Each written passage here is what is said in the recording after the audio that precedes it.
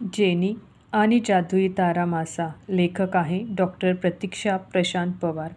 यापूर्वीच्या व्हिडिओत मी तसं उबदार बिछान्यात शिरताच ते झोपले इथपर्यंत वाचलेलं आहे. आता मी त्या पुढील वाचण्यास सुरुवात करते. यापूर्वी जर तुम्हाला काय झालं ते ऐकायचं असेल तर माझे पूर्वीचे व्हिडिओ ऐका.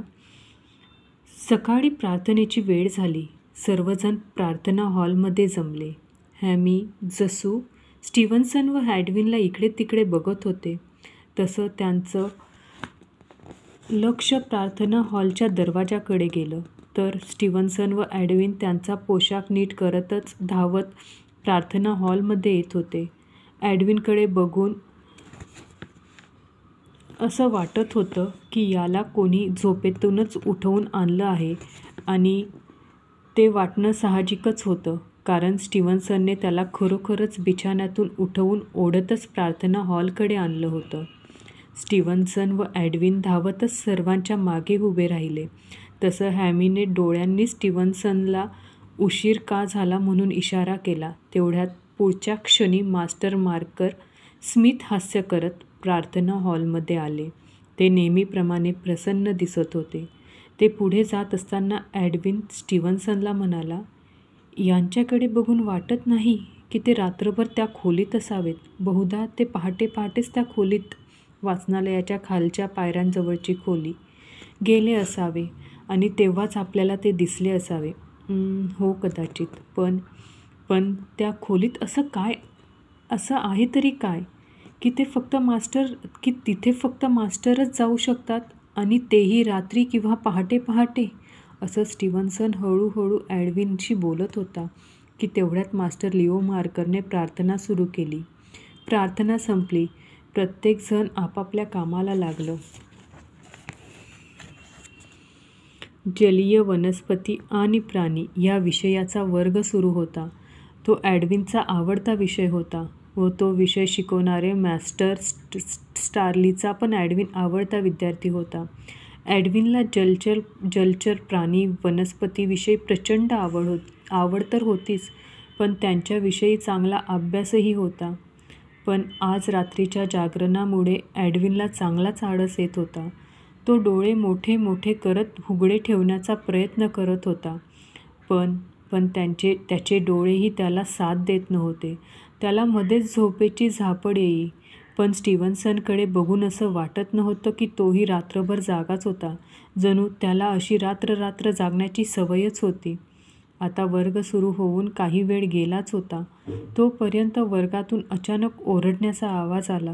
तो आवाज होता एडविनच्या भीतीने किंचाळण्याचा. तो मास्टर स्टार्लीने मारलेल्या खडूने झोपेतून दचकून जागा होत ओरडत होता. कोण आलं स्टीव? घाबरून ओरडतच त्याने इकडे तिकडे पाहिलं तर त्याला दिसलं वर्गातील सर्व मुलं मुली त्याच्याकडे बघून हसताय. तो चांगलाच खज्जील झाला. मास्टर स्टार्ली चांगलेच भडकले होते तर एडविन भीतीने थरथरत होता. माफ करा मास्टर, त्याला धड एक वाक्यही बोलता येत नव्हतं. स्टीव्हन्सन डोक्याला हात लावून बसला होता व मनात विचार करत होता, हा फट्टू एक रात्रसुद्धा जागू शकत नाही. मास्टर स्टार्ली रागाने लाल झाले होते. ते एडविनवर ओरडतच म्हणाले, एडविन, आत्ताच्या आत्ता बाहेर जा आणि तुझ्या खोलीवर जाऊन झोपून राहा. बॅग घेऊन बाहेर पडण्यापलीकडे एडविनकडे दुसरा पर्याय नव्हता. हॅमी व जसू स्टीव्हन्सनकडे असे बघत होते जसं त्यांना म्हणायचं होतं की स्टीव, आम्हाला समजतंय एडविनसोबत जे होतं आहे त्याला कारणीभूत तूच आहे. हे सर्व तुझ्यामुळेच होत आहे. स्टीव्हन्सन त्यांची नजर चुकवून पुस्तकात डोकावला. बऱ्याच वेळाने मास्टर स्टार्लीचा वर्ग संपला. दुसरा वर्ग तंत्रज्ञानाचा होता. हळूहळू तो वर्गही संपला. त्यानंतर 2 असेच वर्ग झाले व संपलेही. आता दुपार होत आली होती. आज दुपारनंतर कुठलेही वर्ग नव्हते. दुपारील वर्गाच्या एका मास्टरला बरं वाटत नव्हतं तर दुसरे मास्टर आश्रमासंबंधित कामाबद्दल बाहेर गेले होते. त्यामुळे आज दुपारी शेवटच्या वर्षातील विद्यार्थी व दुसऱ्या वर्षातील विद्यार्थी मोकळेच होते. दुपार झाल्यामुळे जेवणासाठी म्हणून सर्व खानावळीत जमले. ॲडविन जेवायलासुद्धा आला नव्हता. बहुधा तो अजूनही झोपला असावा. स्टीव्हन्सन हॅमी व जसूला टाळत होता, कारण त्याला खात्रीच होती की आज वर्गात ॲडविनसोबत जे झालं त्याचा जाब ते विचारल्याशिवाय राहणार नाही. पण तरीही हॅमी व जसू त्याच्याजवळ येऊन पोहोचले. हॅमी जरा दटावणीच्या स्वरात स्टीव्हन्सनला म्हणाला, "हे सर्व काय चाललंय स्टीव्ह?" "कुठे काय?" स्टीव्हन्सनने इकडे तिकडे बघत उडवाउडवीचे उत्तर दिलं. आम्हाला काय म्हणायचं हे तुला चांगलंच माहीत आहे स्टीव्ह. आम्ही ॲडविनबद्दलच म्हणत आहोत, जसू स्टीव्हन्सनला म्हणाली. "अच्छा, तो फट्टू. अरे, भीतीने तो रात्री नीट झोपला नसेल. तुम्हाला माहितीच आहे ना ॲडविन किती घाबरट आहे ते." स्टीव्हन्सन त्यांच्याकडे न बघता त्याच्या ताटात चपाती भाजी टाकत उत्तर दिलं. तसं हॅमी त्याच्या खांद्यावर हात ठेवत अत्यंत काळजीच्या स्वरात म्हणाला, "हे बघ स्टीव्ह, आम्हाला माहीत आहे की तुला त्या निष्पाप भोळ्या लोकांची चिंता आहे. तुला त्यांना ह्या प्रकारातून बाहेर काढायचं आहे. पण स्टीव्ह, तू ज्या मार्गाने जातोय त्याच्यात तुलाही धोका असू शकतो. आपण मास्टर मार्करशी बोलू या विषयावर. कदाचित तेच काहीतरी मार्ग काढतील या समस्येवर." तसं स्टीव्हन्सन हॅमीकडे बघत म्हणाला, "हॅमी, मला समजते तुझी चिंता. तुला काय वाटतं मी मास्टरकडे गेलो नसावा?"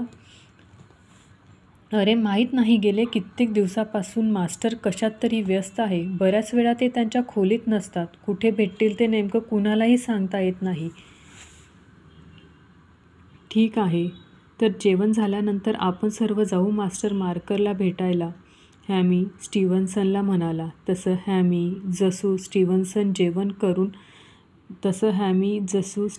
जेवण करून खानावळीतून सरळ मास्टर मार्करच्या खोलीकडे गेले. पण खोली बाहेरून बंद होती. ते आश्रमाच्या कार्यालयात गेले. तिथेही मास्टर मार्कर नव्हते व तिथे कोणालाही माहीत नव्हतं की मास्टर मार्कर आहेत तरी कुठं. मी हे वाचून इथंच संपवते आहे. पुढचं मी पुढील व्हिडिओत वाचेल. त्याच्यासाठी माझा पुढील व्हिडिओ नक्की बघा.